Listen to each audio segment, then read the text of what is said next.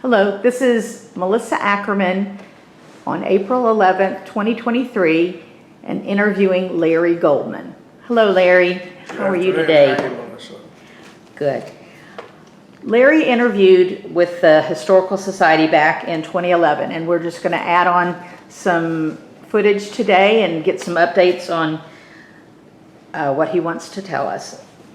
Larry, first, just tell us about your family, just generally. I know you did that a lot on your earlier interview, where you grew up, a little bit about your parents, your grandparents. I know you have a big family. Okay, well, thank you for that kind remark. My late father, Jake Golman, came to the US of A through Galveston on Columbus Day, 2000, incorrect, 1911. 1911, he had a $2 gold piece in his pocket, caught a train, I think, to Dallas, where he went to work for 26 straight hours in his uncle's bakery, Shep's Bakery. And his mother, my grandmother, whom I never met because she passed away prior to my birth, owned Shep's Bakery. And he worked there 26 straight hours before he got a little rest. And then he got married in 1917 or 18 to my mother, who was a Goodman, and there were 8 Golmans, 7 Goodmans in the family, all came to Dallas. I was blessed with 35 first cousins, which is quite a large family, obviously. All of them lived in Dallas, I think, except 3 of the ladies who married gentlemen who lived elsewhere. In fact, one of those first cousins who lived elsewhere, now deceased, rest in peace, her daughter is now a resident here, whom I had never met until she moved in here. And it's sort of interesting. My parents lived in South Dallas. I was born a long time ago, about 90 and a half years ago, and lived on Colonial Street. In my dad stayed in the baking business with his uncle, and they sold the bakery, stayed with the company that bought it.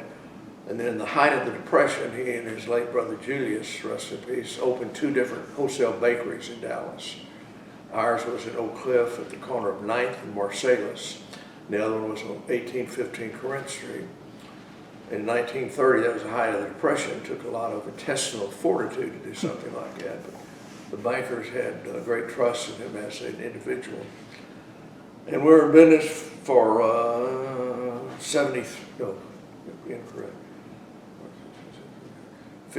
43 years until we were forced out of business by a large national company. My dad became quite a well-recognized citizen of Dallas. He served on 2 grand juries. He served on the Blue Ribbon grand jury that stopped the firebombing of black people's homes when they began to move into South Dallas. He was a member of the Dallas Citizens Council, twice won awards, outstanding Oak Cliff resident. Although Jewish people were almost non-existent in the Oak Cliff sector of Dallas. In 1939, we built a very lovely 2-story home on Colorado Boulevard near the Stevens Golf Course. And 1934, he headed the Methodist Hospital campaign, raised about $400,000. The hospital was about bankrupt at that time. Did you belong to a synagogue when you were growing up? Sheriff Israel. My dad brought all his siblings here, and my grandfather Golman, who passed away when I was 6,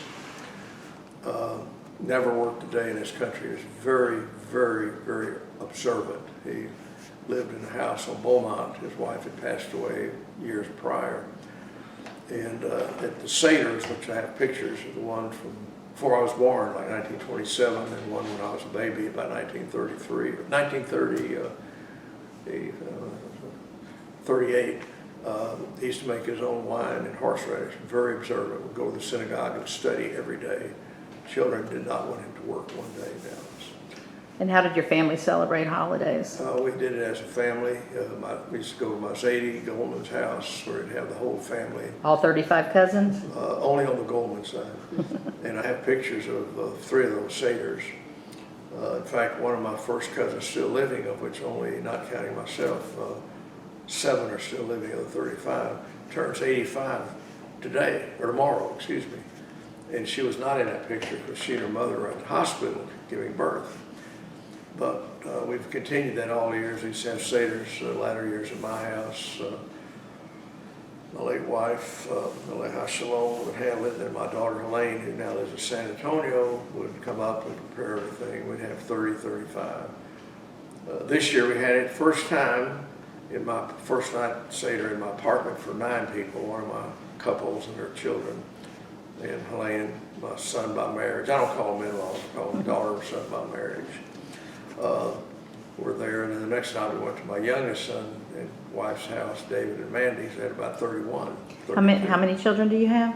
I mean, the Lord has blessed me with 3 children, all married, lovely people. I'm doubly or triply or quadruply blessed. My sweet 16, my 6 children, 3 couples, have 10 grandchildren. Do they live in town? 1, 2, 3, all of them were born in Dallas. Although my daughter and son-in-law lived in San Antonio, my daughter had all her children born here in Dallas. 2 couples live here, one lives in San Antonio. They range in age now from almost 16, my granddaughter, youngest, she's 16 almost 16, going on about 25. And my oldest is now 31.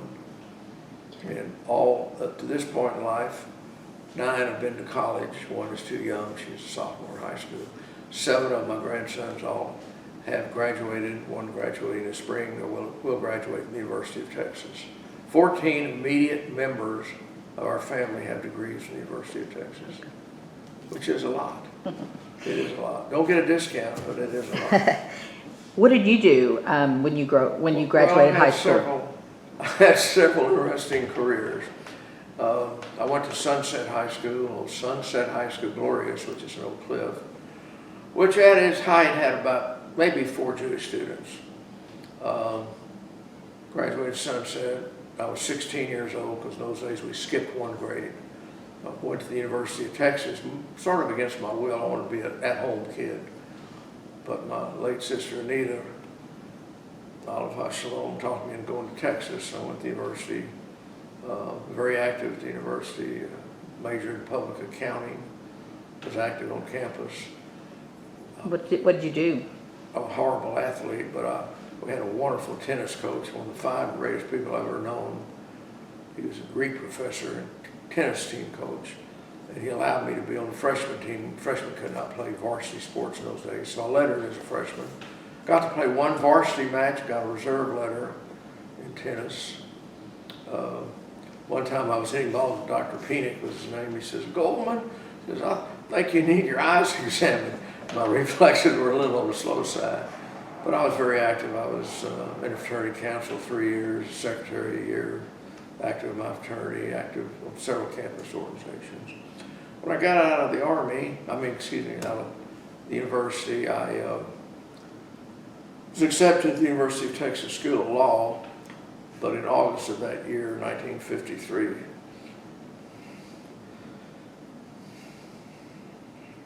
my mother passed away. 19 days later, my little sister passed away.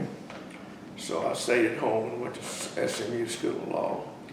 For my granddaughter, my oldest granddaughter is now middle of her law school career there, and quite a bit different than my age, but when she graduates next year, it will have been 68 years since I graduated SMU School of Law, and taking it in that context seems a lot more in number of years than my actual age, which is 90 and a half.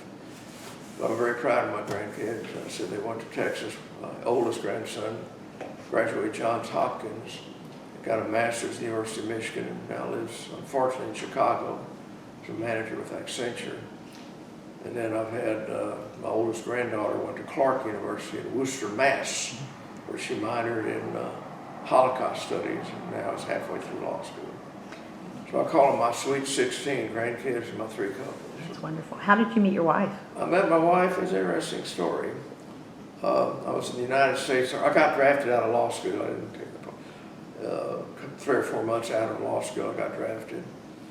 And did a couple wills for some people.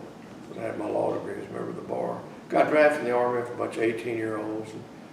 Rode the train to El Paso, 17 hours, got off the train. They said, "You're in the Army now, stand at attention."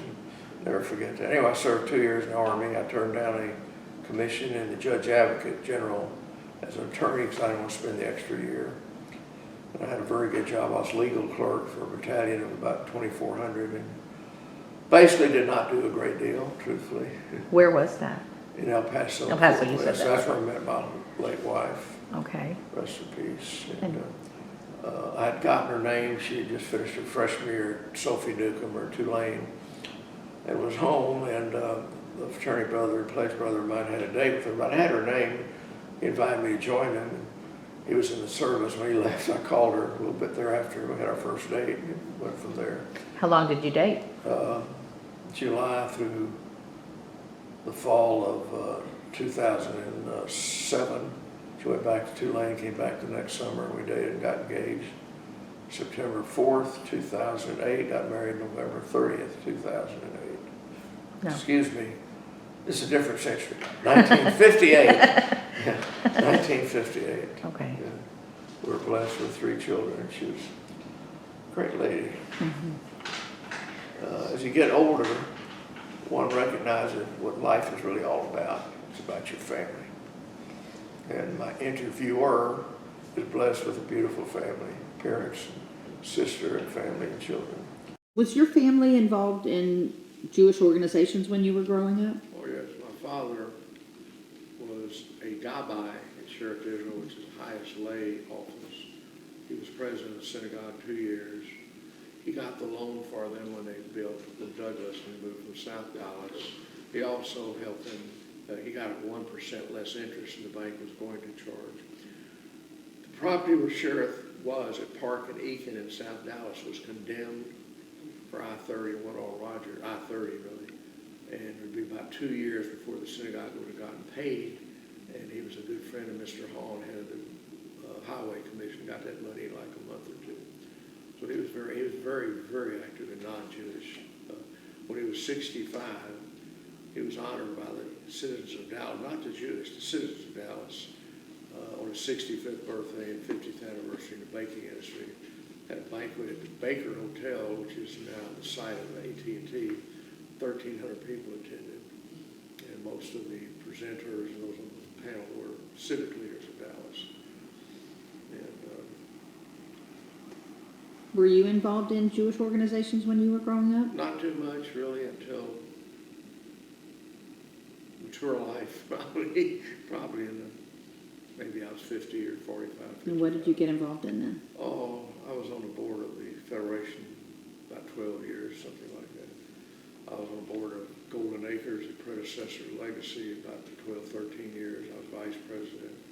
Probably could have been president, but I didn't do that because of time involvement and financial involvement.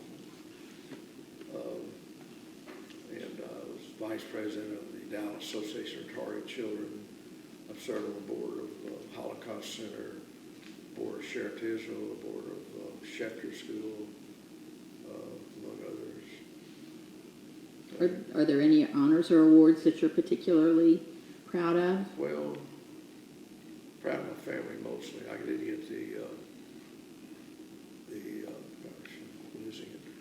award given to the elder person. I think your dad may have gotten that. Helen Stern Award from the Federation.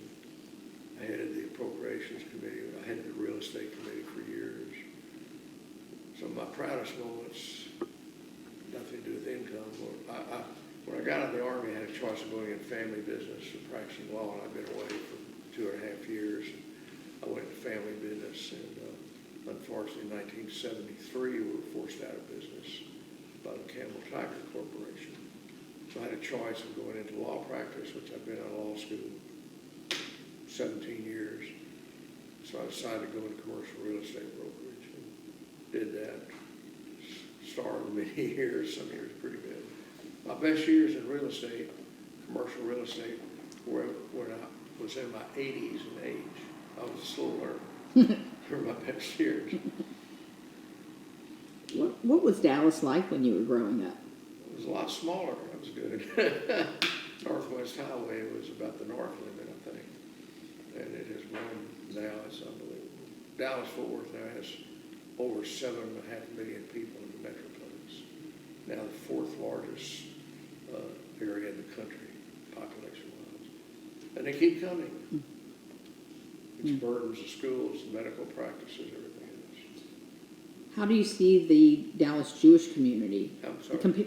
How do you see the Dallas Jewish community compared It's with? grown enormously. I think there's well over 65,000 people of Jewish faith now. Not all are affiliated, not all are active participants, obviously. My particular family is now 5th generation members of Sheriff Israel. And I have some cousins and kids, I guess 6th generation. We recently, the Golman part of our family, my dad's side, stayed pretty close. There's only 5 of us of my generation living. One is Red Coleman, age 99, who is in the memory care, although his mind is sharper than mine probably. But we recently in December had a get-together, had over 85 people attend, which included lots of little ones that I've never seen or really don't know. But it's fun, you know, to see each other. And 2 or 3 of us stayed pretty close to each other. Did you experience any anti-Semitism when you were growing I up? personally never did. I really did. A lot of people have. A lot of people raised in the Jewish part of Dallas, South Dallas, experienced a lot of it. I never did. Sort of surprising, I guess, in many ways. My father overcame it all. He was active in there. In fact, he was a member of the Dallas Club, which is a very exclusive lunch and dinner club downtown. And the late Joe Thompson, the founder of Southland or 7-Eleven, called him, and he was a member of the Petroleum Club, which is not allowed Jews. He wanted my dad to join. He said, belong to the athletic club, and belong to a couple other clubs. He says, no, I want you to be a club member, not have any reasons not to be a member. What part of town did you live in when you Well, were raising your family? When I got married, my late wife, I rented an apartment at Palm Gardens on Cole Avenue, about a half a block north of Knox Street. And ironically, the Epsteins, Dr. Bill, rest in peace, is not with us now, but his widow Sylvia, who followed us or whatever, lived on San Gabriel, across the street, one house over, now lives here. Then we bought a lot, built our own home in late 1962, moved in March of 63. I lived there 58 years. Unfortunately, 19 years after my late wife passed away. But I'm very proud of what the Jewish community has done with Legacy. I was privileged to be on the board many years, very active. I was privileged to find a piece of land of 8 acres on Ohio, just south of Parker, that we bought. Spent 15 months finding that, the U.S. Postal Service, and then the executive director left, and the new gentleman came in and he said, this is not what we want to do, build assisted living only. We were already bankrupt, basically. We had to borrow from the foundation to make payroll for many years. Anyway, I spent more time with a friend of mine, Mike Friedman, selling that property, which we lost probably $7,500, $100,000. Now has a baler facility and other stuff. And we found the 23 acres that Legacy a little bit now is on. We did that really because we just wanted to do it for the community. And it's been a wonderful, wonderful thing for this community. How do you feel about living here? After living about 18 years alone, and if it had been here earlier, I probably would have moved earlier. My children encouraged me to move here. I was fortunate to I was not involved in this at all. But it's a wonderful, wonderful facility. Nothing is perfect in life, but I'd say it's 95% plus perfect, close to it. The food is good. The staff are wonderful, really wonderful, very caring, and to have, you know, the continuity of living with the memory care, skilled nursing, assisted living. It's terrific. You have a lot of friends that you knew before and knew made a some new lot. friends? Unfortunately, for some reason, not to my knowledge, might be a fellow named Weinfeld got involved. I don't know. I'm considered to be the mayor, although nothing compared to Bob Weinfeld. So, and I didn't wear it. Finally wore it one time the other day. My son, by marriage, Ken Wolf in San Antonio, got me a shirt that has on the front of it, Mayor of Legacy, Midtown Park. On the back, it has something, a couple of my grandkids call me a national treasure. And and rush captain and historian, that's the other thing. I do have a lot of memories of Dallas, and I think Sister Steinberg and I are often called upon, do you remember such and such and such and such? Do you have any things that you want to be sure and have captured on camera? Any of your wonderful stories? No, there's a lot of them. Life is not a perfect road, as we all know. It has its wonderful memories and bright spots. It has those that aren't so good. But you have to pretty much focus on the good memories and good experiences you've had in your life and your family. Did you have any role models? My dad really was. He was an outstanding citizen. In the 1950s, we called our bread Wholesome, later became Sunbeam. And in the 1950s, besides my dad being on the grand jury, Blue Ribbon that stopped the firebombing of black housing, we had a party at the Fair Park, free rides in the summer, free. And at that time, we used Hopalong Cassidy, who most of you would remember, Bill Boyd, for some advertising. He was there. We had over 40,000 children come. We did not have one incident. And this was interracial. And I was very proud. In 1962, there was a gentleman head of our sanitation department named George Owens. We called him in the office one Thursday or Friday. He said, "George, beginning Monday, you're a route salesman." There'd never been a food route salesman, black one, in the city of Dallas. We were proud of that. And then when I was in commercial real estate one time, I headed a little small commercial division of Paula Stringer, which was a huge, huge residential deal. It was a very small commercial. And I hired, I think, was the first black commercial real estate salesman in Lonnie Lincoln. That was long before immigration and things of that nature. And then my dad's first cousin, Julius Sheps, who probably attended many as 50 or more meetings a month, was very involved in breaking up the racial inequities in restaurants and so forth. And I think a group of 12 broke that barrier down. Dallas has grown. It's a good city. We're very blessed with many, many aspects of a wonderful community and wonderful community leaders. That has changed a lot over the years. We used to have all the banks were local, the big banks. All the community leaders were local, whereas now they're mostly all national or international companies. That's a bit different probably. But there's still a great spirit of let's make it a great community, great city. Are there any other things that you'd like to add? You have so many You have stories. another hour or two. No, you don't want to. No, I really, I guess my greatest blessing in life's been my family. A lot of things happen in life, but as you get older, you know, particularly looking around here often, that some people are not blessed with children. They're not blessed with children to talk to each other, or a child sues the parents, things of that nature. I don't see how people can live like that. But your family is, the great number of people still your greatest, I think, source of pride. It's your family, just like probably in the Weinfeld family. Thank you very much, Larry. It's been a pleasure talking to you today.